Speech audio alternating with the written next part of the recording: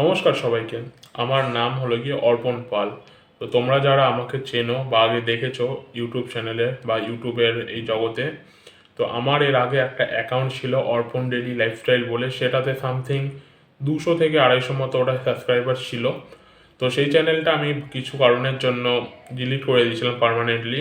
তো তারপরে অনেক মাস কেটে যায় এবং বন্ধুদের চাপে এবং কিছুজন আমার আত্মীয় আছে তাদের চাপে যে তুই আবার নতুন করে ব্লগ শুরু কর, দেখ আবার সেই আগেকার মতো জায়গায় ফিরে আসতে পারিস নাকি।